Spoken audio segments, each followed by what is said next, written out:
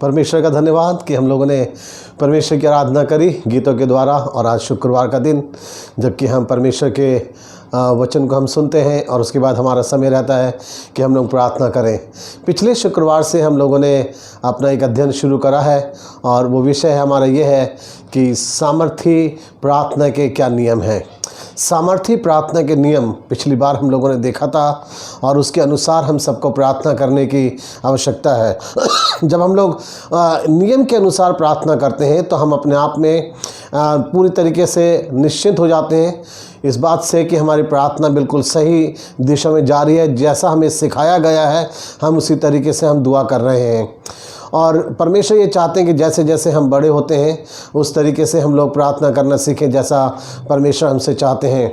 और प्रभु यीशु मसीह ने भी सामर्थी प्रार्थना करना सिखाया कि कौन सी प्रार्थना है, किस प्रार्थना का प्रतिफल परमेश्वर अपने लोगों को देते हैं।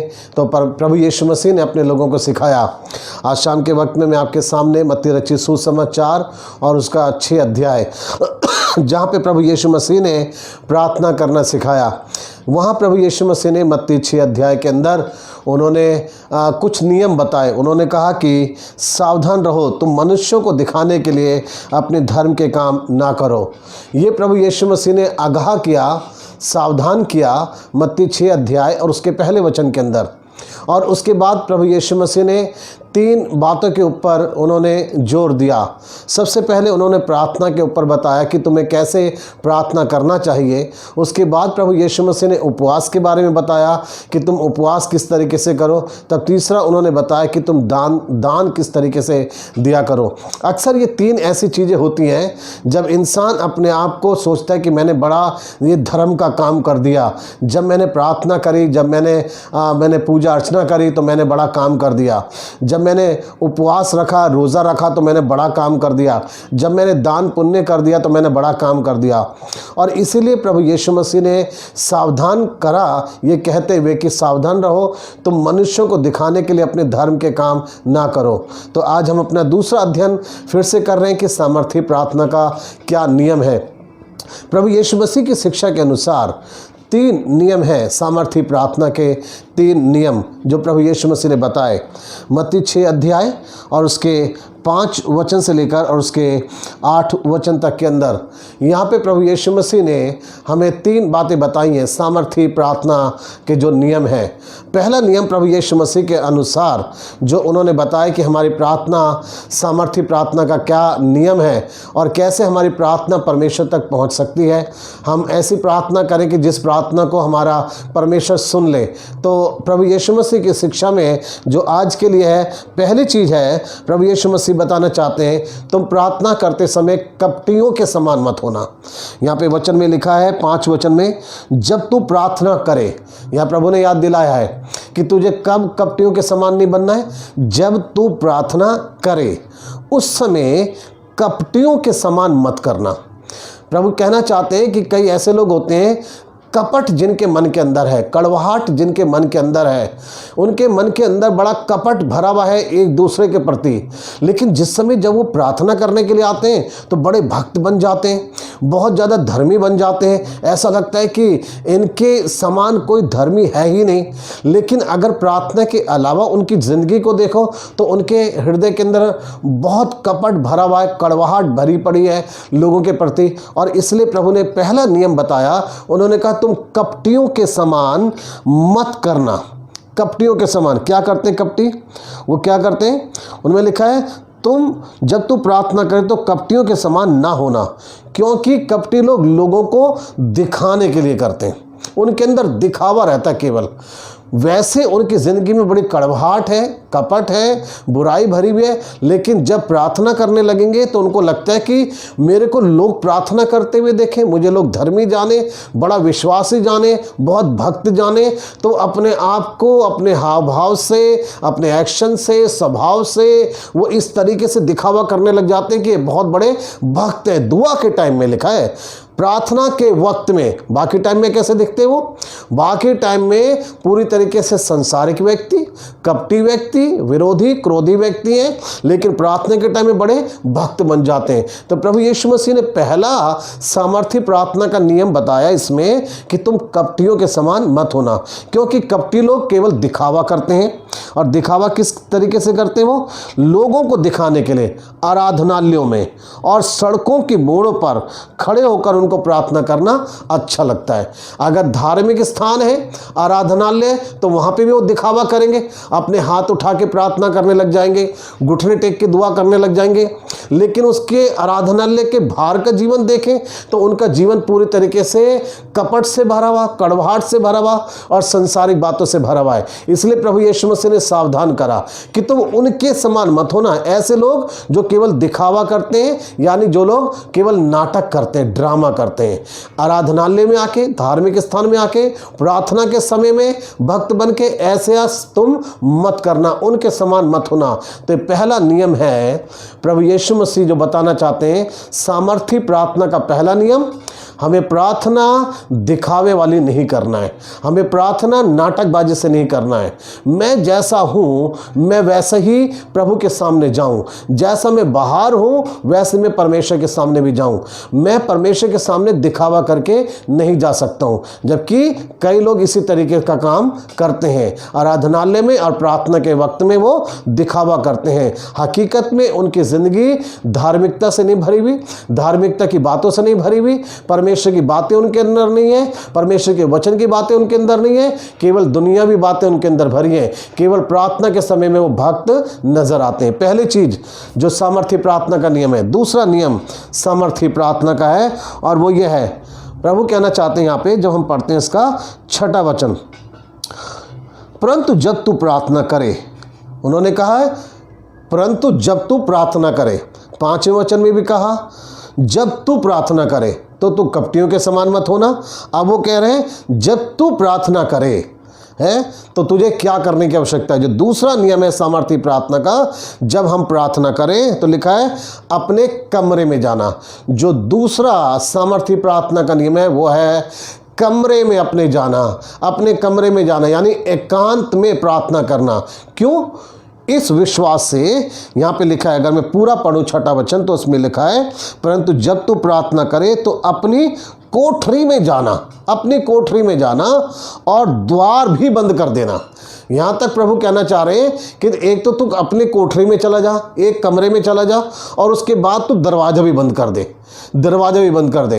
अब कई लोग सोचते हैं इस तरीके से कि अगर ये सब कर दिया तो फिर मेरी प्रार्थना तो किसी को दिखाई नहीं देगी, कोई मुझे देख नहीं सकेगा। लेकिन प्रभु क्या कहना चाहते हैं, ये केवल हमारा एक विश्वास है, ये है हमारी एकांत वाली प्रार्थना है। और वहाँ लिखा है, अगर हम पूरा वचन पढ़ते हैं, अपनी कोठरी में जा और द्वार बंद करके अपने पिता से जो गुप्त में है प्रार्थना कर, तब वह तुझे प्रतिफल देगा। परमेश्वर का वचन हमें कहना चाह रहा है कि हमें क्या करने की जरूरत है, गुप्त में है प्रार्थना कर, तब तेरा पिता जो गुप्त में देखता है तुझे प्रतिफल देगा। ये विश्वास, मुझे कोई ना देखे, कोई इंसान ना देखे, मेरे घर का व्यक्ति भी ना देखे, किसी को पता भी ना चले कि मैंने प्रार्थना करी है, आज मैंने दुआ करी। केवल कौन जाने? मेरा परमेश्वर जाने कि आज मैंने प्रार्थना करी है। और तब परमेश्वर प्रतिफल देगा, क्योंकि अब मैं दिखावा नहीं कर रहा हूँ, अब मैं किसी इंसान को नहीं खुश कर रहा हूँ, अब मैं किसी इंसान को नहीं दिखा रहा हूँ। अब केवल ये प्रार्थना का जो रिश्ता ये परमेश्वर का और मेरा है, ये परमेश्वर का और मेरा है। आप कई बार देखिए, कई बच्चे ऐसे होते हैं अपने माँ बाप से कुछ वो मांगना चाहते हैं, लेकिन वो सबके सामने नहीं मांगते। यहाँ तक कि अगर 2-3 बहन भाई रहते हैं तो वो अपने सभी बहन भाई के सामने भी नहीं मांगते कुछ चीज़। कई बच्चे एकांत में अपनी मम्मी से अपनी कुछ फरमाइश करते हैं, अपने पिता से बोलते हैं एकांत में, अकेले में, क्योंकि वो जानते हैं कि ये रिश्ता है हमारा, हम अकेले में बातचीत कर सकते हैं। मैं अपने मन की गुप्त बात उनको खोल के बता सकता हूँ, अपने मन की बातें मैं कर सकता हूँ। जितना अधिक हम इस तरीके से दुआ करेंगे, प्रार्थना करेंगे, परमेश्वर हमें प्रतिफल देगा। यहाँ पे पूरा आश्वासन है। एकांत वाली प्रार्थना परमेश्वर सुनता है। यह है सामर्थी प्रार्थना का एक दूसरा नियम है, एकांत में प्रार्थना करना, अपनी कोठरी में जाना और द्वार भी बंद कर देना है। एक बार 2 बच्चे थे और वो अपनी नानी के घर पे गए और गर्मी की छुट्टी में, और उनकी नानी के यहाँ पे वो बच्चे दोनों बहुत खुश थे। और उनकी नानी जो थी बच्चों को रोज़ कुछ कुछ उन्हें दिया करती थी, चीज़ दिलाती, कई खिलौने दिलाती थी। एक बार क्या हुआ कि जो दो बहन भाई थे, लड़का और लड़की, अपनी नानी के यहाँ जब थे तो लड़का जो था दोपहर के टाइम में वो दुआ करने लगा प्रभु यीशु मसीह से, वो प्रार्थना करने लगा। और जब वो दुआ करने लगा तो उसकी नानी जो थी ऐसे ही वो आराम कर रही थी दिन में, और लड़का जो था बहुत तेज़ी से प्रार्थना करने लगा कि यीशु मसीह मेरे को एक कार चाहिए है, मुझे एक रिमोट वाली कार चाहिए, बहुत तेज़ी से। जब उसने दुआ ख़त्म करी तो उसकी बहन ने कहा, तू इतनी तेज़ क्यों बोल रहा था प्रार्थना में, इतनी तेज़ क्यों चिल्ला के बोल रहा था? परमेश्वर बहरा कोई है, वो सुनता है हमारी प्रार्थना को। उसने कहा, मैं जानता हूँ परमेश्वर तो बहरा नहीं है, लेकिन नानी तो ऊंचा सुनती है, नानी को तो तेज सुना जाता है, इसलिए मैं सोच रहा हूँ कि नानी तो सुन ले कम से कम। उसका विश्वास था परमेश्वर के ऊपर नहीं, वो अपनी नानी को सुनाना चाह रहा था कि मेरी आवाज़ नानी के कान तक पड़ जाए।